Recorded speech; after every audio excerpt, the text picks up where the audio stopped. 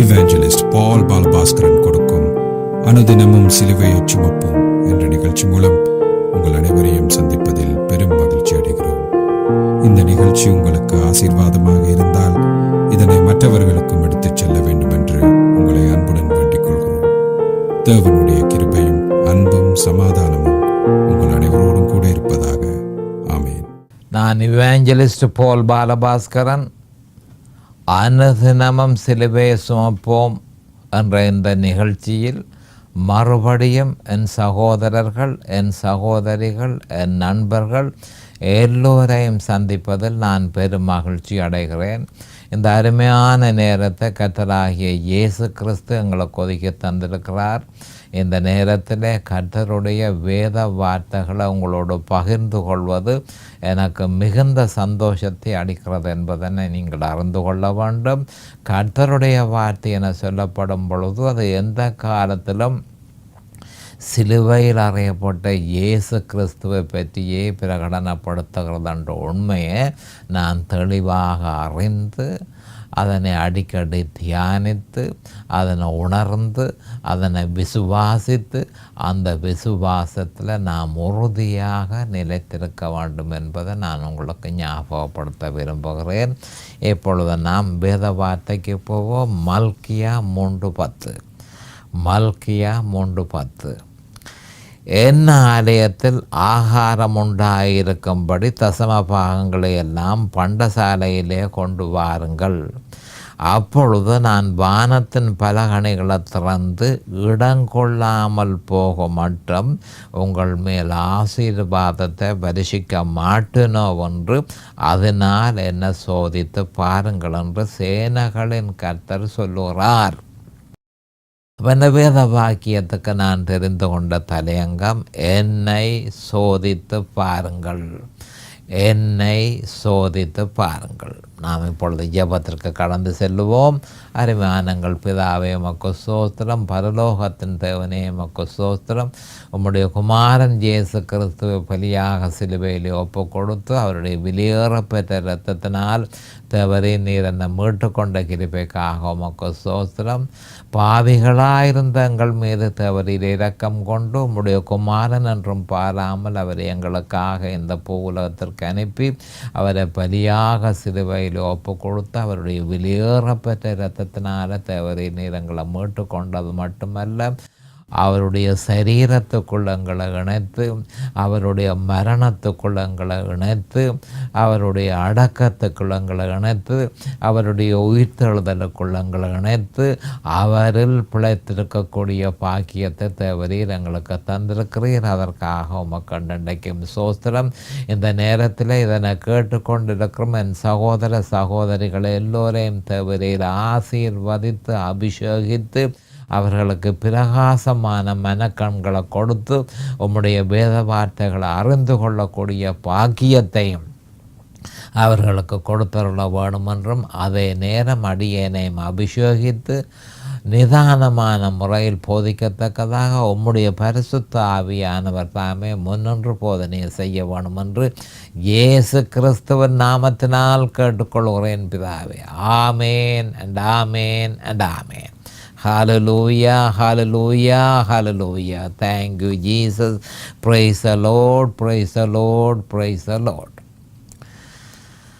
அப்போ கர்த்தராகிய ஆண்டவர் இந்த வேத வாக்கியத்தில் என்ன சோதித்து பாருங்கள் என்று வேதத்தில் வேறு எந்த ஒரு இடத்திலும் இப்படியாக சொல்லப்படவில்லை என்பதை முதல் கண் நாம் தெளிவாக அறிந்திருக்க வேண்டும். வேதத்தை நீங்கள் தெளிவாக ஆராய்ந்து பரிசீலனை செய்வீர்களாயில் எந்த ஒரு இடத்திலும் என்ன சோதித்து பாருங்கள் என்று கர்த்தராகிய ஆண்டவர் சொல்லவில்லை என்பதை நாம் அறிந்து கொள்ள முடியும். அதற்கு முதல் நீங்கள் அந்த விசுவாசம் உள்ளவர்களோ என்று உங்களை சோதித்து பாருங்கள் என்று பரிசுத்த ஆவியானவர் தெளிவாக நமக்கு சொல்லியிருக்கிறார், அறிவுறுத்தி இருக்கிறார். அவர் என்ன கேட்கிறார் என்று சொன்னால், கர்த்தரை சோதிக்க நீங்கள் ஒளிக்கிடுகிறதுக்கு முதல் உங்களை நீங்கள் சோதித்து பாருங்கள், நீங்கள் அந்த விசுவாசத்தில் இருக்கிறீர்களோ என்று சொல்லி பரிசுத்த ஆவியானவர் சொல்லியிருக்கிறார். இதை பற்றி 2 கொரிந்தியர் 13:5 2 கொரிந்தியர் 13:5 நீங்கள் விசுவாசம் உள்ளவர்களோ என்று உங்களை நீங்களே சோதித்து அறியுங்கள், உங்களை நீங்களே பரீட்சித்து பாருங்கள், இயேசு கிறிஸ்து உங்களுக்கு இருக்கிறார் என்று உங்களை நீங்களே அறியீர்களா? நீங்கள் பரீட்சைக்கு இல்லாதவர்களாயிருந்தால் அறியீர்கள்.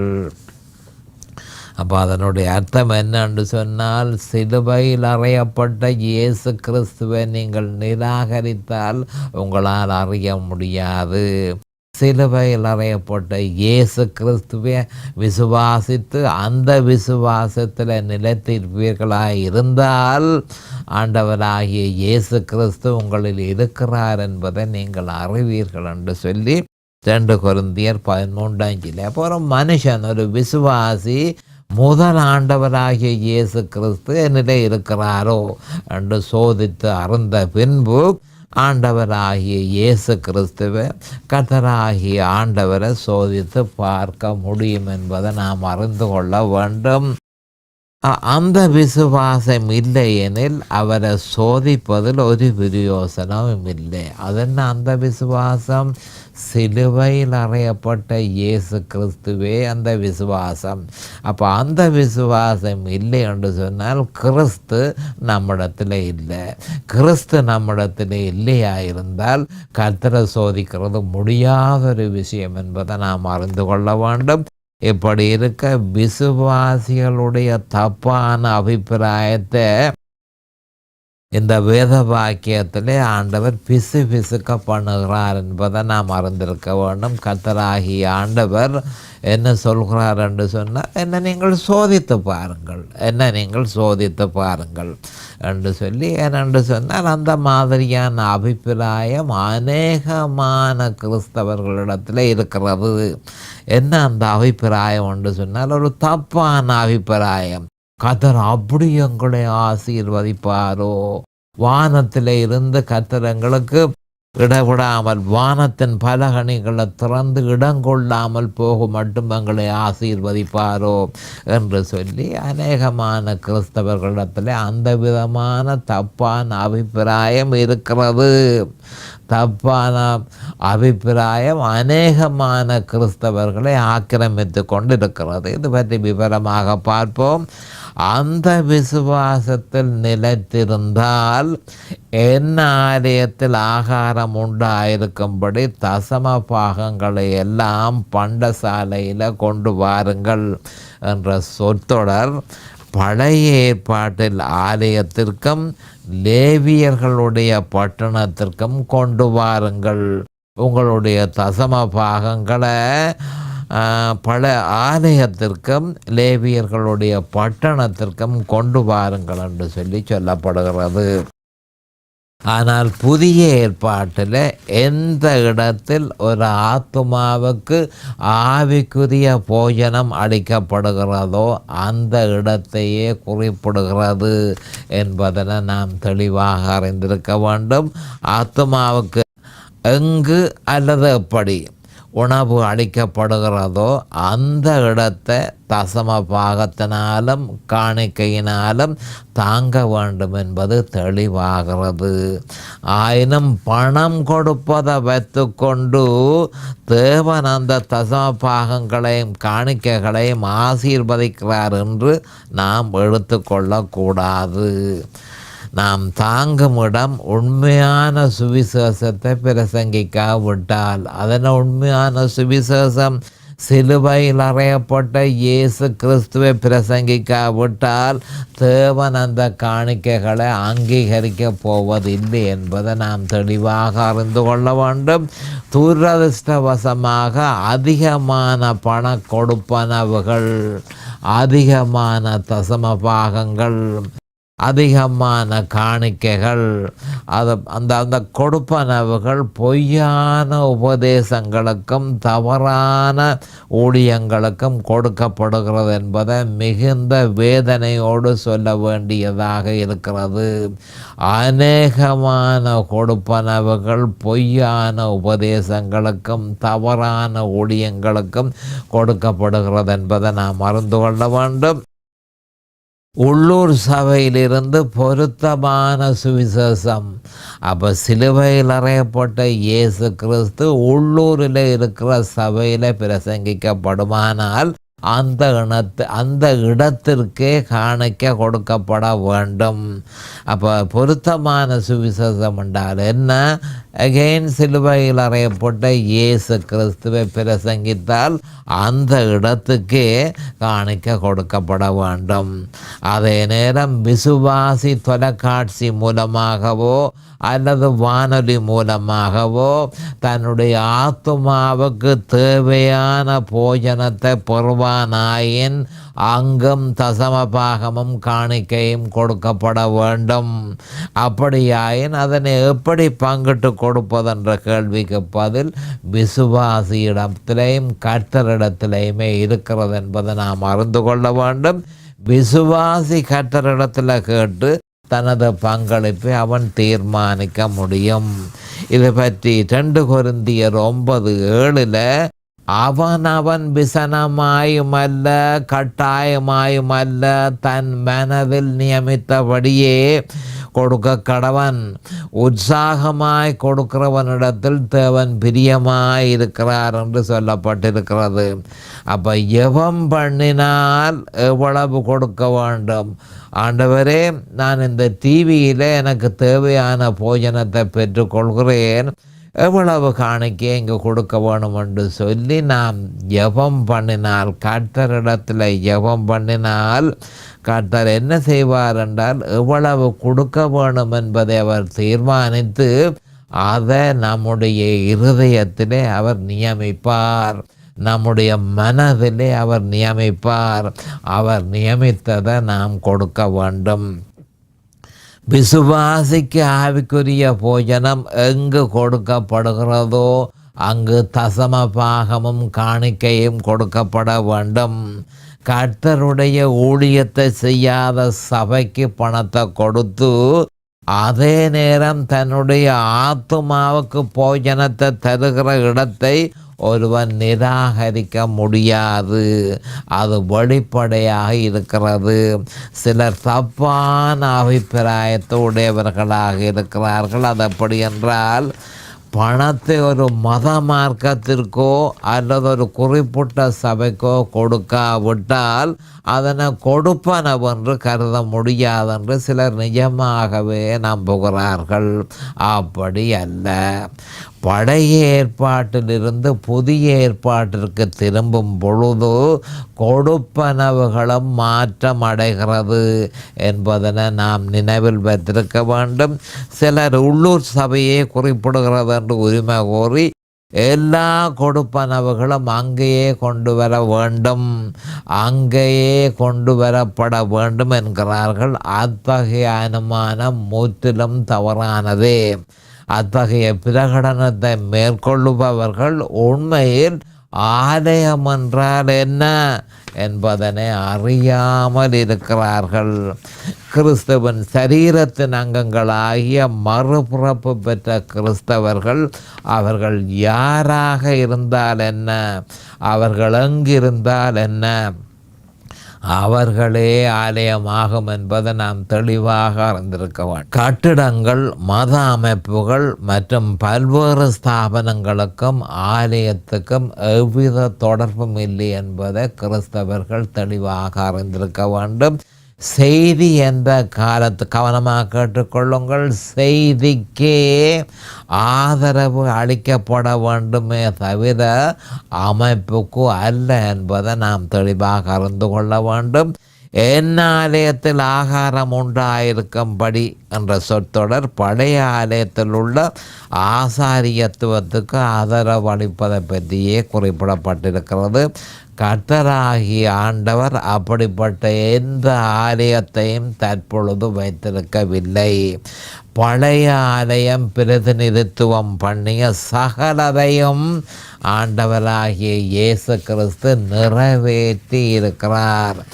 அவரோடு கூட அவரை பிரதிநிதித்துவம் பண்ணும் பரிசுத்த ஆவியானவருமே தற்பொழுது ஒரு விசுவாசியினுடைய இருதயத்தில் வாசம் செய்கின்றனர் என்ற உண்மையை கிறிஸ்தவர்கள் தெளிவாக அறிந்து கொள்ள வேண்டும்.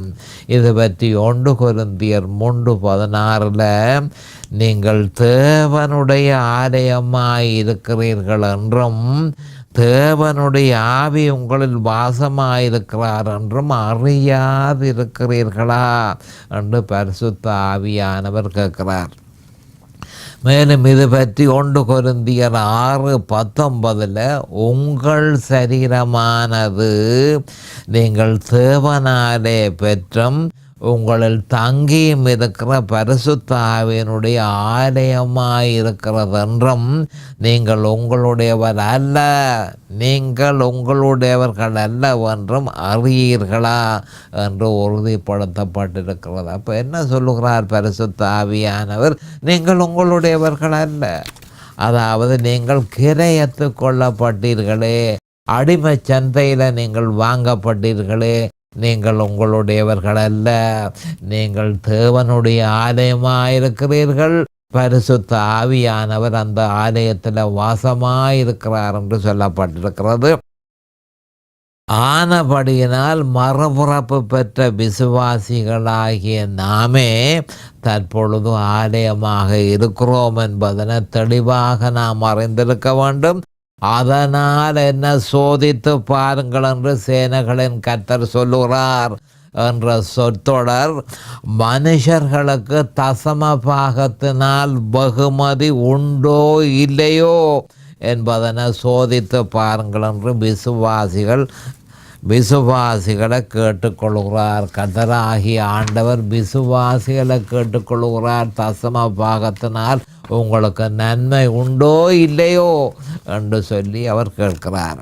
அப்போ அவர் என்ன சொல்கிறார் என்று சொன்னால், அப்பொழுது நான் வானத்தின் பலகணிகளை திறந்து இடங்கொள்ளாமல் போக மட்டும் உங்கள் மேல் ஆசீர்வாதத்தை வருஷிக்க மாட்டேனோ. கவனமாக கேளுங்கள் இந்த வசனத்தை. அப்பொழுது நான் வானத்தின் பலகணிகளை திறந்து இடங்கொள்ளாமல் போக மட்டும் உங்கள் மேல் ஆசீர்வாதத்தை வருஷிக்க மாட்டேனோ என்று அதனால் என்ற சொற்றொடர் மிதமிஞ்சின பரிபூர்ண ஆசீர்வாதத்தை குறிப்பிடுகிறது.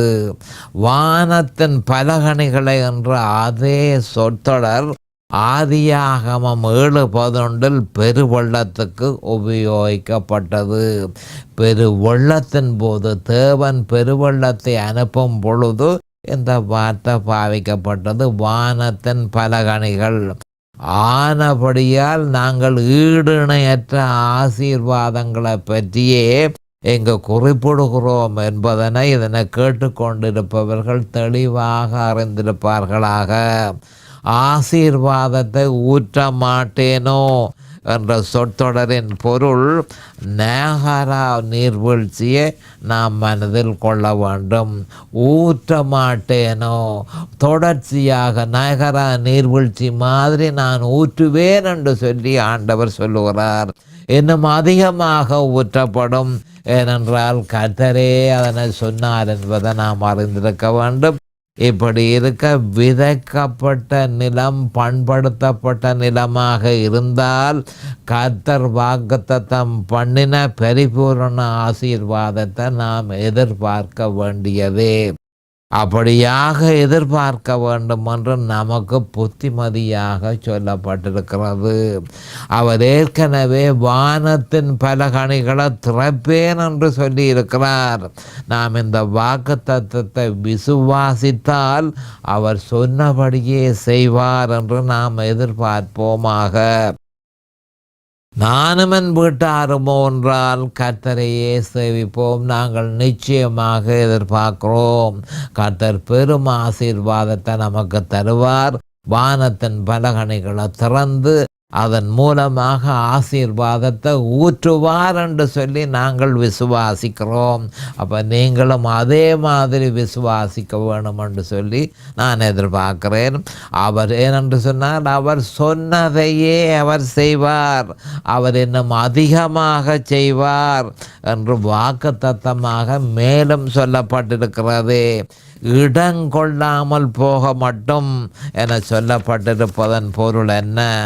அப்படி என்றால் கர்த்தரிடம் நாம் எதனை எதிர்பார்க்கிறோமோ நம்முடைய எதிர்பார்ப்புக்கு அப்பாற்பட்டதை கொடுப்பதற்கு அவர் வல்லவராக இருக்கிறார் என்பதை நாம் அறிந்திருக்க வேண்டும். இது பற்றி எபேசியர் 3:20-21 நாம் வேண்டிக் கொள்கிறதற்கும் நினைக்கிறதற்கும் மிகவும் அதிகமாய் நமக்குள்ளே கிரிய செய்கிற வல்லமையின்படியே நமக்கு செய்ய வல்லவராகிய அவருக்கு சபையிலே கிறிஸ்து இயேசு மூலமாய் தலைமுறைக்கும் சதா காலங்களிலும் மகிமை உண்டாவதாக, ஆமேன் என்று சொல்லப்பட்டிருப்பதை நாம் மிகுந்த கவனத்தோடு அதன் ஆவிக்குரிய பொருளை அறிந்து அதனை விசுவாசித்து அதன் பலாபலனை நாம் பெற்றுக்கொள்ள வேணும். என்ற எபேசியர் 3:20-21 தெளிவாக சொல்லப்பட்டிருக்கிறது. நாம் வேண்டிக் கொள்கிறதற்கும் நினைக்கிறதற்கும் மேலே மிகவும் அதிகமாய் நமக்குள்ளே கிரிய செய்கிறவர் என்று சொல்லி சொல்லப்பட்டு கிடக்கு. ஆனபடியால் தேவன் எதிர்பார்த்ததை விட அதிகமாய் செய்வார் என்பதை அறிந்திருக்க வேண்டும். இடங்கொள்ளாமல் போக மட்டும் நான் ஆசீர்வாதத்தை ஊற்றுவேன் என்ற வாக்குத்தத்தம் நமக்கு தெளிவாக சொல்லப்பட்டிருக்க. நம்ம அது என்று சொன்னால் அப்படியே அவர் செய்வார். வீட்டுக்குள்ள இடம் கொள்ளாமல் போக மட்டும் ஆசீர்வாதத்தை கர்த்தர் ஊற்றுவார் என்பதை, அதுவும் வானத்தின் பலகணிகளை திறந்து அதன் மூலமாக ஊற்றுவார் என்பதை நாம் விசுவாசிக்க வேண்டும். ஏனென்று சொன்னால் கர்த்தர் சொல்லியிருக்கிறாரே. ஆயினும் இந்த வாக்கு தத்தத்தை பெற்றுக்கொள்வதற்கு ஒரு நிபந்தனை உண்டு என்பதை நாம் அறிந்து கொள்ள வேண்டும். முதலாக நாம் அறிந்திருக்க வேண்டிய மிகப்பெரிய ஒரு உண்மை என்னவென்றால், வேதத்தில் உள்ள ஒவ்வொரு வாக்கு தத்தத்திற்கும் ஒவ்வொரு நிபந்தனை கொடுக்கப்பட்டிருக்கிறது. நிச்சயமாக வாக்கு தத்தத்தை நீங்கள் பெற்றவுடனே அதுக்கு கர்த்தர் என்ன நிபந்தனை கொடுத்திருக்கிறார் என்றதை நாம் தெளிவாக அறிந்து அந்த நிபந்தனையை நிறைவேற்றும் பொழுதே வாக்கு தத்தத்தை நாம் பெற்றுக்கொள்ள முடியும். அப்போ இந்த வாக்கு தத்தத்தை சுவீகரித்து கொள்வதற்கு தேவனால் கொடுக்கப்பட்ட நிபந்தனை மிகவும் முக்கியமானது. அந்த நிபந்தனையின்படி பொய்யான உபதேசங்களுக்கும் அதனை ஏறெடுத்து செல்லும் சபைகளுக்கும் காணிக்கைகளை கொடுக்கக்கூடாது. கள்ள போதகர்களுக்கு காணிக்கைகளை கொடுக்கக்கூடாது. பொய்யான உபதேசங்களுக்கு காணிக்கைகளை கொடுக்கக்கூடாது. பொய்யான சபைகளுக்கு காணிக்கைகளை கொடுக்கக்கூடாது. அப்படியான கொடுப்பனவுகள் ஆசீர்வாதத்துக்கு பதிலாக சாபத்தையே பெற வேண்டியதாக இருக்கும் என்பதை மல்கியா 3:9 உறுதிப்படுத்தி இருக்கிறது. மல்கியா 3:9 நீங்கள் சபிக்கப்பட்டவர்கள் என்று சொல்லப்பட்டு கிடக்கும். அப்போ ஏன் அவர்கள் சபிக்கப்பட்டவர்கள் என்று சொன்னால், யாருக்கு கொடுத்த நீங்கள் உங்களுடைய காணிக்கை, யாருக்கு கொடுத்த நீங்கள் உங்களுடைய தசம பாகத்தை என்று சொல்லி அப்போ ஆண்டவர் கேட்கிறார். அப்போ கிறிஸ்தவர்களாகிய நாம் அறிந்திருக்க வேண்டியது ஆலயத்தை கட்டும் செய்தி. நாங்கள் ஆலயமாக இருக்கிறோம், கிறிஸ்தவர்கள் ஆலயமாக இருக்கிறோம். இந்த ஆலயம் தொடர்ச்சியாக கட்டப்பட வேண்டும். அப்போ இந்த ஆலயத்தை கட்டும் செய்திக்கே கொடுப்பனவுகள் மேற்கொள்ளப்பட வேண்டும் என்பதை நாம் தெளிவாக அறிந்திருக்க வேண்டும். அப்படியா இருந்தால் ஆலயத்தை கட்டுற செய்தி என்ன? சிலுவையில் அறையப்பட்ட இயேசு கிறிஸ்துவே ஆலயத்தை கட்டுகிற செய்தி. அந்த செய்திக்கே கொடுப்பனவர்கள் மேற்கொள்ளப்பட வேண்டும் என்பதை நாம் தெளிவாக அறிந்திருக்க வேண்டும்.